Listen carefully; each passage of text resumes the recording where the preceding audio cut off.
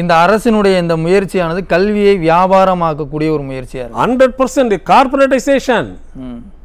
நீங்க ஒரு பக்கம் பாத்தீங்கன்னா நாங்க புதிய கல்விக் கொள்கை எதிர்க்கிறோன்றீங்க. இது என்ன இது? நீங்க அதோட அப்படியே உல்டாவா போடுறீங்க. நீங்க இது நீங்க எந்த கொள்கையை எதிர்க்கிறீங்களோ மத்திய அரசை அதை அப்படியே நீங்க திருப்பி பண்றீங்க. அது மட்டும் இல்லாம யூஜிசியில் ஒரு விதி இருக்கிறது.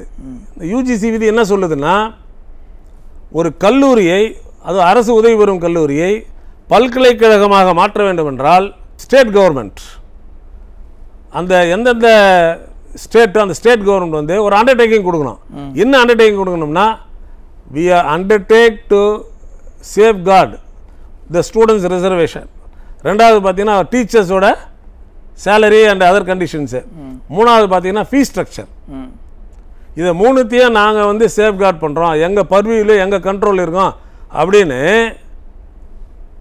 ஸ்டேட் கவர்மெண்ட் ஒரு அண்டர்டேக்கிங் கொடுத்தாதான் யூஜிசி என்ஓசியை கொடுக்கும், இல்லைன்னா கொடுக்காது.